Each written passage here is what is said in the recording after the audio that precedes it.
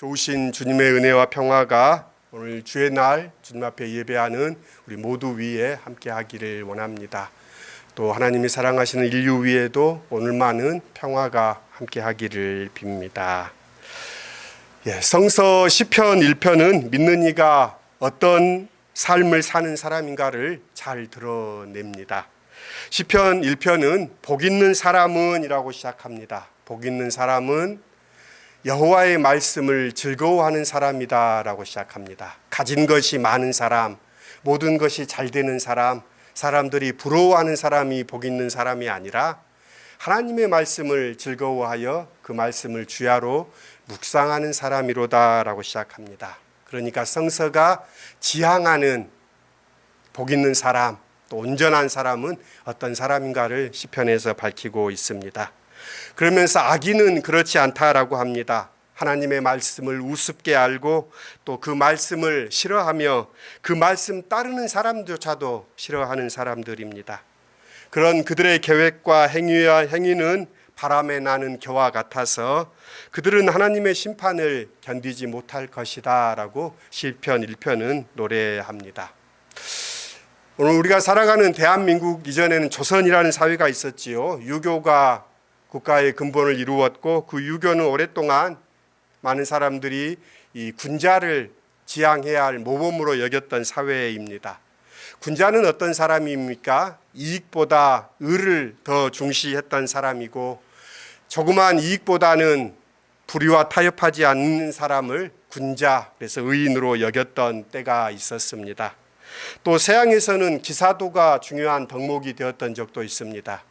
대영 제국이 세계를 제패했을 때는 젠틀맨이라고 이야기하면서 신사도를 또 이야기하던 적도 있었습니다. 마찬가지로 예수님 시대의 유대 사회에 가장 인정받았던 사람들의 부류는 어떤 사람들일까요? 부자나 권력과 영웅, 많은 사람들이 추앙했던 사람들이 아니라 예수님 당시의 유대 사회는 의인을 가장 추구해야 할 사람의 덕목으로 여겼습니다. 하나님 신앙을 가진 그 사회에서 의인이 된다는 것은 최고의 자부심으로 여겼습니다. 말씀했던 것처럼 의인은 하나님의 계명인 율법을 준수하고 또 즐거워하고 그 말씀을 지키는 사람들입니다. 그래서 당시의 바리새인과 서기관들은 자타가 공인하는 의인이라고 생각했던 사람입니다. 율법을 사랑했고 또 연구하고 엄수하는 것이 그들의 중요한 덕목이었습니다. 뿐만 아니라 그들은 그것만 충분하다라고 생각하지 않았습니다. 의인은 죄인과 동행하지 않아야 한다. 그래서 죄인들과 함께 그들과 서거나 그들과 함께 앉거나 그들의 모임에 참여하는 것을 금기로 여겼습니다. 자신을 죄인으로부터 구별하기 위한 필수적인 요건이라고 생각했습니다. 이로써 의인 공동체에 죄인이 참여할 수 없다라는 그런 생각들이 예수님 당시의 유대 사회의 지배적이었습니다. 이에 따라 죄인은 심판받고 또 죄인은 배척받고 죄인은 추방되어야 한다는 이 일련의 조치가 정당한 행위였습니다.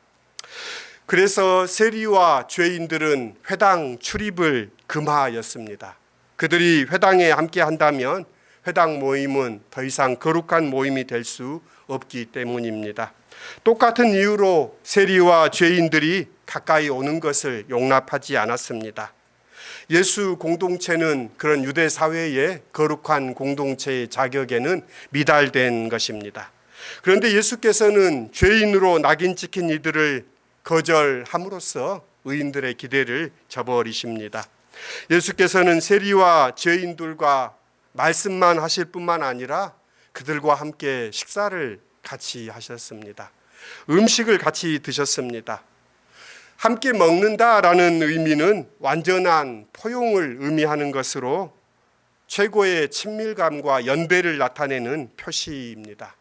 그래서 죄인들과 음식을 같이 먹는다라는 것은 단순히 식사 한 번이 아니라 그들을 영접하고 그들을 기꺼이 맞아들인다라는 의미입니다. 예수께서 이런 식으로 죄인들을 받아들이는 사건은 누가복음에 여러 차례 반복됩니다.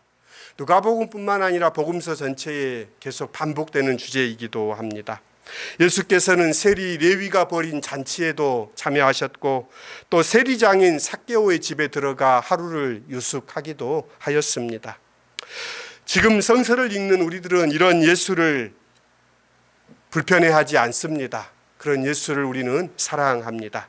그러나 예수 당시의 유대 사회에 의인 되기를 갈망했던 바리새인들은 예수께서 자신들을 모욕하고 있다라고 생각했습니다. 그들은 죄인들과 함께하는 예수의 식탁을 지적하지 않을 수 없었습니다. 오늘 본문에서는 수근거리다라는 말로 등장하는데요. 수근거리다라는 말은 드러내어 불평하고 원망한다라는 뜻입니다. 그러니까 세리 레위와 세리장 삭개오의 집에 가신 예수를 두고 사람들이 비난했을 때도 이 수근거리다라는 동사를 쓰고 있습니다. 바리새인들을 비롯한 유대인들은 예수께서 죄인들을 환대하는 것을 비난합니다. 그래서 예수를 먹기를 탐하고 포도주를 즐기는 사람이요 세리와 죄인의 친구다라고 예수를 조롱하고 또 예수에게 딱지를 붙입니다. 그들에게 예수께서 대답하시는 말씀이 오늘 본문의 이야기입니다. 예수를 비판하는 이들에게 예수께서 세 개의 비유를 연달아 들려주십니다. 누가복음 15장에 등장하는 이 세 이야기의 비유를 관통하는 모티브는 잃어버림, 또 되찾음, 그로 인한 기쁨이 이 세 비유의 주제입니다. 99마리 양을 들에 두고 잃은 양 한 마리를 찾아다니는 목자의 이야기가 그렇고, 아버지의 유산을 가지고 가출했다가 거지 신세가 되어 돌아온 둘째 아들의 이야기가 그렇고, 오늘 본문인 드라크마를 잃어버렸다가 되찾는 여인의 이야기가 그렇습니다. 뭔가 소중한 것을 잃어버렸다가 되찾은 경험은 누구에게나 있습니다. 그 때문에 우리는 이 이야기의 비유 속에 깊이 들어갈 수 있습니다. 그래도 이 비유를 잘 이해하기 위해서는 이야기를 듣는 청중이 누구인지를 주목해야 할 필요가 있습니다. 이 비유는 세리와 죄인들에게 주는 가르침이 아니라 이들을 영접하는 예수의 처신을 문제 삼고 있는 사람들, 바리새인과 서기관들을 향한 것입니다. 이 세 비유 모두에서 주인공은 목자, 여인, 아버지는 그 결론에 나와 함께 즐기자라고 이웃과 친구를 초청합니다. 그들은 기뻐하며 함께 기뻐하자고 초청합니다. 기쁨을 만끽하는 것은 이 식탁 자리와 연결되어 있습니다. 예수께서 죄인들과 나누는 이 식사와도 연결됩니다. 잔치를 벌려야 할 만큼 기쁨은 잃은 것, 잃은 양, 잃은 드라크마, 잃은 양에서 생겨납니다. 이 잔치를 마땅치 않게 여기는 이들이 있습니다. 이런 점은 이 세 비유의 공통된 주제를 공유하고 있습니다. 이상한 목자 비유 첫 번째 이야기입니다. 목자의 행동은 모든 면에서 어쩌면 적절하지 않습니다. 그는 한 마리 양을 찾겠다고 99마리 양을 위험한 들판에 방치해 놓는 것은 누가 보더라도 잘못된 행동입니다. 양물이 모두를 위태롭게 만드는 그 양을 찾아 어깨에 메고 기뻐하면서 돌아온다는 것도 도가 지나칩니다. 돌아와서는 벗과 이웃을 불러 모아 놓고 축하하자는 것도 어쩌면 도를 넘어서는 처사입니다. 양을 찾음으로 축하하기 위해 음식을 마련하는 비용은 아마도 양 한 마리 값을 넘어설 것입니다. 비난을 받아야 마땅한 이 목자의 잔치에 과연 벗과 이웃들은 와서 기뻐해 줄 것인가요? 사람들의 반응에 대하여서는 말하지 않은 채 비유는 끝납니다. 연이어지는 비유는 드라크마 하나, 은화를 한 입 잃어버린 여자의 이야기도 그렇습니다. 드라크마는 당시 하루 품삯인 데나니온과 비슷합니다. 어느 정도 찾으려고 시도할 수는 있겠지만 찾을 때까지 다른 모든 일을 제쳐놓고 등불을 켜고 집안을 쓰는 등 온갖 수선을 벌이고 악착까지 찾을 사안은 아닙니다.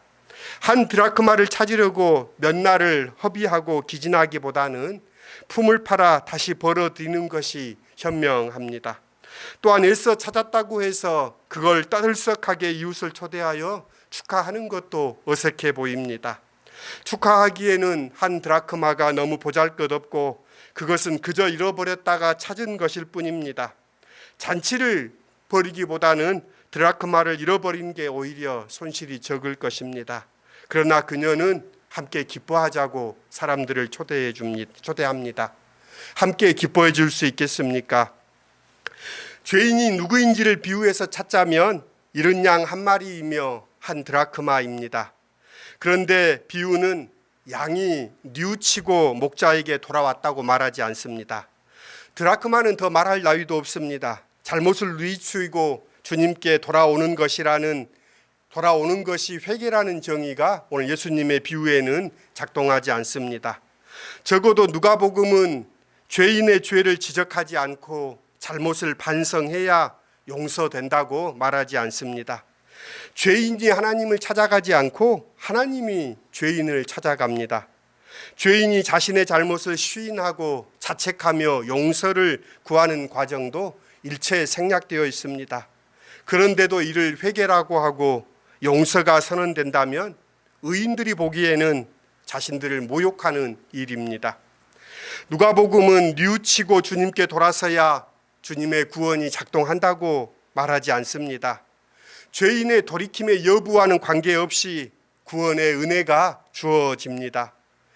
양이 생환한 것은 전적으로 목자의 일이고 드라크마가 스스로 돌이켜 여인에게 돌아오는 일은 없습니다. 양과 드라크마인 죄인은 그 은혜를 받아들이기만 하면 됩니다. 무조건적인 자비와 사랑을 받아들임으로 누가복음은 이를 회개라고 합니다. 달리 말하면 회개는 자신의 잘못을 뉘우치는 일이 아니라 하나님의 구원을 받아들이는 일입니다. 잃은 양이 하나님을 찾는 사건이 아니라 하나님이 잃은 양을 찾는 사건입니다. 그런 의미에서 구원은 전적인 하나님의 의지요, 하나님의 열심으로 인한 결과요, 그분이 하신 일입니다. 그것을 복음이라고 말합니다. 어쩌면 그래서 복음입니다. 회개할 것 없는 이들을 율법을 잘 지키고 문제를 일으키지 않고 헌신하고 죄인들과 어울리지 않는 의인들입니다. 이들은 회개할 것이 없습니다. 바리새인과 서기관들이 여기에 속합니다. 이런 거룩하고 기특한 이들의 99마리 다 있는 것이 귀하지 않을 리 없습니다. 이 99이 잃은 양 한 마리보다 덜 중요하다는 의미로 해석될 수도 없습니다. 죄를 짓고 돌아온 동생을 위해 잔치를 벌인다는 것을 이해할 수 없었던 맏아들이 아버지에게 충성했던 자신이 소홀히 여겨지고 있다고 불평했을 때 아버지는 그렇지 않다라고 말합니다. 이미 너는 너와 함께 있지 않느냐라고 아버지는 말합니다. 둘째 아들은 아버지와 함께 있는 그것이 못마땅하고 불편해서 집을 떠났다가 그것이 얼마나 큰 은혜였던 건지를 알고 그는 옵니다. 정작 첫째 아들은 그 불편함을 내내 감수하고 참아왔습니다. 그러나 끝내 아버지의 그 마음을 알지 못하였습니다. 다만 의로운 99이 잘못 알고 있는 진실이 있습니다. 자신의 의로움을 하나님께서 기뻐하신다라고 그들은 생각합니다. 하나님이 그들의 충성과 헌신과 의로움과 희생을 기뻐하시는 분이시다라고 그들은 믿는다라는 것입니다. 그러나 하나님은 그것을 넘어서는 분이십니다. 하나님은 조건 없이 그들을 기뻐합니다. 너는 나와 함께 있지 않느냐라는 아버지의 말씀입니다. 그 하나님은 사람이 하나님께 정성을 다해 드리는 제물을 좋아하시기보다는 그 사람 그 자체를 좋아하십니다. 하나님은 양이나 드라크마는 하나냐 99이냐 값어치를 비교하지도 않으시고 하나님은 은혜로 그들을 모두 귀히 여기십니다. 하나님의 이 은총은 의인과 죄인을 가리지 않는다는 사실입니다. 의인은 의로움으로 구원받고 죄인은 죄로 말미암아 멸망당하는 것이 아닙니다. 의인과 죄인의 차이만이 아니라 모든 차이를 넘어서서 모두를 찾는 것이 하나님의 기쁨이요 하나님의 뜻입니다. 오늘 본문과 함께 주어진 성서일과 출애굽기 32장 이야기는 모세가 시내산에 올라가서 40일을 머물며 십계명과 여러 율법을 받고 하나님의 말씀을 가져 내려오는 그런 시간입니다. 그 40일의 시간은 긴 시간을 의미합니다.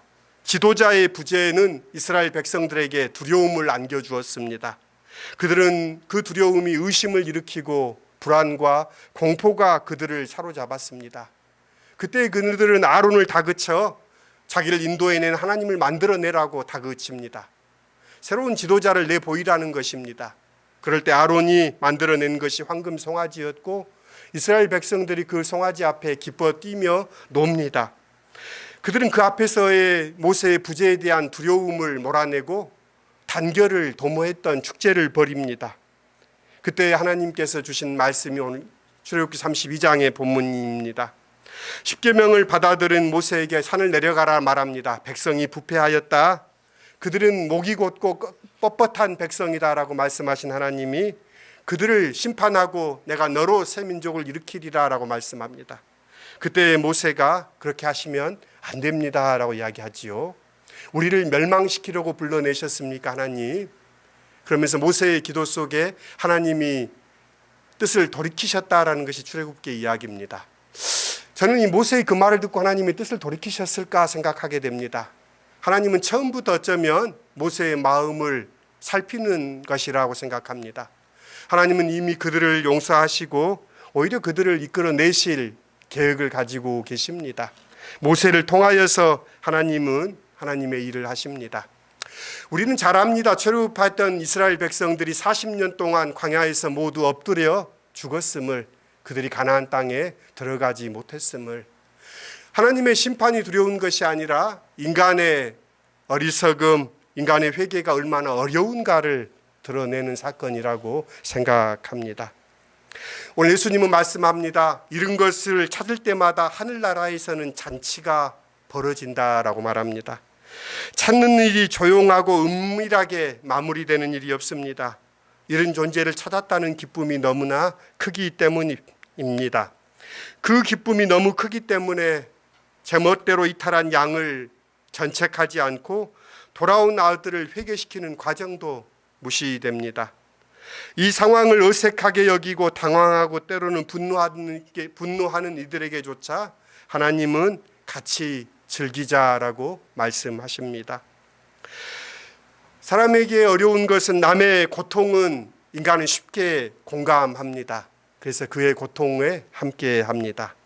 그러나 고통보다 공감하기 어려운 것은 남의 기쁨입니다.